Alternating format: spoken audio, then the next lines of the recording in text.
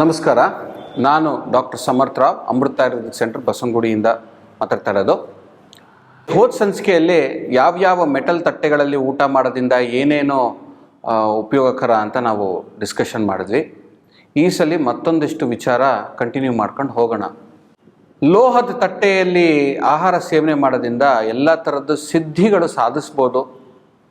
ಪಾಂಡು ಹಾಗೂ ಶೋಥ, ಹಿಮೋಗ್ಲೋಬಿನ್ ಕಮ್ಮಿ ಇರೋರ್ದು ಹಾಗೂ ಊತಗಳು ಜಾಸ್ತಿ ಇರೋದು, ಇವನ್ನ ಸಮಸ್ಯೆ ನಿವಾರಣೆ ಮಾಡ್ಬೋದು ಹಾಗೂ ಬಲ ಕೊಡತ್ತೆ. ಸೊ ನೀವು ಯಾವುದೋ ಒಂದು ಪ್ರಾಜೆಕ್ಟ್ಸಲ್ಲಿ ಬ್ಯುಸಿಯಾಗಿದ್ದೀರಾ, ನಿಮಗೆ ದೇಹದ ಶಕ್ತಿ, ಮಾನಸಿಕ ಶಕ್ತಿ ಬೇಕು, ಆವಾಗ ಲೋಹದ ತಟ್ಟೆ ಬಳಸಿ. ಮನೆಯಲ್ಲಿ ಹೆಂಗಸರು ಪೀರಿಯಡ್ ಸಮಸ್ಯೆಗಳು ತುಂಬ ಇತ್ತು ಅಂದರೆ ಲೋಹದ ತಟ್ಟೆಯಲ್ಲಿ ಊಟ ಮಾಡಿ, ನಿಮ್ಮ ಕಾಯಿಲೆ ಅದು ನಿವಾರಣೆ ಆಗುತ್ತೆ. ಲೋಹ ಹಾಗೂ ತಾಮ್ರ, ರಕ್ತಪಿತ್ತದ್ದು ಬ್ಲೀಡಿಂಗ್ ಸಮಸ್ಯೆಗಳಿತ್ತು ಅಂದರೆ ಅದು, ಆದರೆ ರಕ್ತ ಹೋಗಿ ಹಿಮೋಗ್ಲೋಬಿನ್ ಕಮ್ಮಿ ಆಯಿತು ಅಂದರೆ ಲೋಹದ ತಟ್ಟೆ ಬಳಸಿ. ಹಾಗೂ ಸುಸ್ತ ಹೋಗ್ಬಿಟ್ಟಿರುತ್ತೆ, ಶಕ್ತಿ ಬೇಕು, ಆವಾಗ ಲೋಹದ ತಟ್ಟೆನೇ ಉಪಯೋಗಿಸಿ. ಬಲಕೃತ್. ನೆಕ್ಸ್ಟು ಮರದ ತಟ್ಟೆಗಳು. ಮರದ ತಟ್ಟೆ ಸೇವನೆ ಮಾಡೋದ್ರಿಂದ ಹಸುವು ಚೆನ್ನಾಗಾಗತ್ತೆ, ಕಫದೋಷ ಜಾಸ್ತಿ ಆಗತ್ತೆ. ಈಗ ಈ ಮರದ ತಟ್ಟೆಯಲ್ಲಿ ಯಾವಾಗ ಸೇವನೆ ಮಾಡಬೇಕು? ನಾವು ಟ್ರಾವೆಲಿಂಗ್ ಮಾಡುವಾಗ, ನಾವು ಒಂದು ಊರಿಂದ ಇನ್ನೊಂದು ಊರಕ್ಕೆ ಹೋಗ್ತಾ ಇರ್ತೀವಿ, ಕಾರಲ್ಲಿ ಗಾಡಿಯಲ್ಲಿ ಪ್ರಯಾಣ ಮಾಡ್ತಾ ಇರ್ತೀವಿ, ನಮ್ಮ ದೇಹದಲ್ಲಿ ವಾಯು ಅಂಶ ಜಾಸ್ತಿ ಆಗ್ತಾ ಹೋಗುತ್ತೆ. ಆವಾಗ ಸ್ವಲ್ಪ ಕಫ ತಂದು ಬ್ಯಾಲೆನ್ಸ್ ಮಾಡಬೇಕು. ತುಂಬ ಟೆನ್ಷನಲ್ಲಿರ್ತೀವಿ, ವಾಯು ಜಾಸ್ತಿ ಇರುತ್ತೆ, ಓಡಾಡ್ತಾ ಇರ್ತೀವಿ, ಅವು ಅಂಥ ವಾತಾವರಣ ಸಿಚುಯೇಷನಲ್ಲಿ ನಾವು ಕಫ ಜಾಸ್ತಿ ಆಗೋವಾಗ ನಾವು ಮರದ್ದು ಉಪಯೋಗಿಸ್ಬೇಕು. ಮತ್ತೊಂದು ಎಲೆಯಲ್ಲಿ, ಬಾಳೆ ಎಲೆಯಲ್ಲಿ ಊಟ ಮಾಡೋದು, ಇದ್ರದ್ದು ಪ್ರಯೋಗಗಳು ಇದರಿಂದ ಮಾಡೋದ್ರಿಂದ ಏನೇನು? ಮೊದಲನೇದು ರುಚ್ಯ, ಆಹಾರದ್ದು ರುಚಿ ಚೆನ್ನಾಗಿ ತಟ್ಟತ್ತೆ. ನೀವು ಮನೆಗಳಲ್ಲಿ ಫಂಕ್ಷನ್ ಮಾಡ್ತೀರಾ, ನಿಮ್ಮಲ್ಲಿ ಬರೋ ನೆಂಟರು ಚೆನ್ನಾಗಿ ರುಚಿಯಾಗಿ ಆಹಾರ ಸೇವನೆ ಮಾಡಿ ಹೋಗಬೇಕು ಅಂದರೆ ಎಲೆ ಊಟನೇ ಹಾಕಿಸಿ, ಪ್ಲೇಟ್ ಮೀಲ್ಸ್ ಬೇಡ. ಎಲೆ ಊಟ ಹಾಕೋದ್ರಿಂದ ರುಚ್ಯ, ಅವ್ರಿಗೆ ಒಳ್ಳೆ ಒಂದು ರುಚಿ, ಒಂದು ಎಲ್ಲ ಆಹಾರದ್ದು ಬರುತ್ತೆ. ಮಕ್ಕಳು ಸರಿ ಮನೇಲಿ ಊಟ ಮಾಡ್ತಾ ಇಲ್ಲ ಅಂದರೆ ಬಾಳೆ ಎಲೆಯಲ್ಲಿ ಊಟ ಹಾಕಿ, ಬಾಳೆ ಎಲೆಯಲ್ಲಿ ಊಟ ಚೆನ್ನಾಗಿ ಮಾಡ್ತಾರೆ. ತಟ್ಟೆಯಲ್ಲಿ ಕೊಟ್ಟಾಗ ಅಷ್ಟು ಚೆನ್ನಾಗಿ ಮಾಡದೇ ಇರ್ಬೋದು, ಆದರೆ ಬಾಳೆ ಎಲೆಯಲ್ಲಿ ಕೊಟ್ಟಾಗ ಊಟ ಚೆನ್ನಾಗಿ ಮಾಡ್ತಾರೆ. ರುಚ್ಯ, ಇವಾಗ ರುಚಿ ಇಲ್ಲ, ಜ್ವರ ಎಲ್ಲ ಬಂದಿರುತ್ತೆ, ಹೋಗಿರುತ್ತೆ, ರುಚಿ ಇನ್ನೂ ಬಂದಿರಲ್ಲ ಅಂಥವರಲ್ಲಿ ಬಾಳೆ ಎಲೆ ಊಟ ಕೊಡಿ. ಅಂದರೆ ಬಾಳೆ ಎಲೆಯಲ್ಲಿ ಹಾಕಿ ಅದೇನು ಕಿಂಚಿತ್ ಊಟ ಕೊಡ್ಬೇಕು ಅದು ಕೊಡಿ. ಬಾಳೆ ಎಲೆ ಊಟ ಅಂದರೆ ಒಂದು 26 ಐಟಮ್ ಅಲ್ಲ, ಬಾಳೆ ಎಲೆ ಒಂದು ಸಣ್ಣ ಪೀಸ್ ಮಾಡ್ಕೊಂಡು ಅದು ತಟ್ಟೆ ಒಳಗಡೆ ಬೇಕಾದ್ರೆ ಇಟ್ಟು ಅದರಲ್ಲಿ ನೀವು ಆಹಾರ ಹಾಕಿದ್ರೆ ರುಚಿ ಚೆನ್ನಾಗಿ ಬರುತ್ತೆ. ಅಪಿಟೈಟು ಕೂಡ ಚೆನ್ನಾಗಾಗತ್ತೆ, ಹಸಿವು ಚೆನ್ನಾಗಾಗತ್ತೆ. ದೇಹದಲ್ಲಿ ಏನಾರು ವಿಷಗಳಿದ್ರೆ ಆ ವಿಷಗಳು ಕೂಡ ಹೊರಗೆ ಹೋಗುತ್ತೆ. ಅದ್ರ ಸಾಮರ್ಥ್ಯ ಶಕ್ತಿ ಎಲೆಯಲ್ಲಿ ಊಟ ಮಾಡೋದ್ರಿಂದ ಇದೆ. ಮತ್ತೊಂದೇನು ಅಂದರೆ ಎಲೆಯಲ್ಲಿ ಊಟ ಮಾಡೋದ್ರಿಂದ ದರಿದ್ರತೆ ದೂರ ಹೋಗುತ್ತೆ, ಹಣಕಾಸುಗಳೆಲ್ಲ ಚೆನ್ನಾಗಿ ಬರುತ್ತೆ.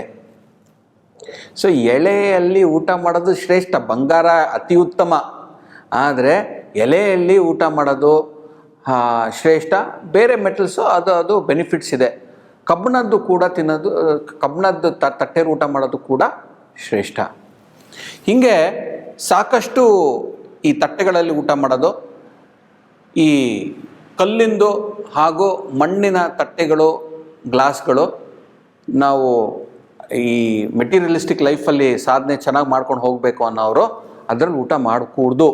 ಆದರೆ ಆ ಮಣ್ಣಿನ ಗ್ಲಾಸಲ್ಲಿ ನೀರು ಕುಡಿಯೋದು ಒಳ್ಳೆಯದು. ಆಯುರ್ವೇದ ಅದು ಹೇಳುತ್ತೆ.